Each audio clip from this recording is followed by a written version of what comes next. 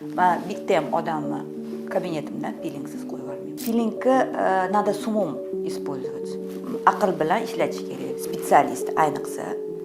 И kelgan patsientingiz uyda SPF kanda qilmasdan surish kerak. Даже uyda mana men piling qildim, чистка qildim, piling qildim, patsient qo'yib yubordim. Aytdim, uyda albatta увлажнение и SPF qilib turasan deyapman. U qilmasa dog' kuchayib ketadi. O'sha ugrilardan keyin ham, pilingdan keyin ham dog' bo'ladi. Tushunyapsizmi? Agar uyda rekomendatsiya SPF qilasan desam, qilib tursa, даже mana oynani oldida, ko'chaga chiqmasdan turib, oynani oldida o'tiribdi, uy ishlarini yoki kuxnyani ishlarini qilib turibdi, SPF surish kerak. Negaki oynadan o'tayotgan quyosh nuri 2 barobar, как lupadan o'tayotgandek teriga ta'sir qiladi. Pilingni biz kuydiramiz-ku bitta qavatini.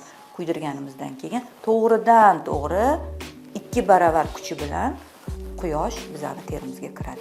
Pigment hosil bo'ladi. Pilingni mana husnbuzar toshganda o'sha yog' chiqayotgan qavatidan vоспалительный proses bo'layotgan qavatini kuydirib berish uchun.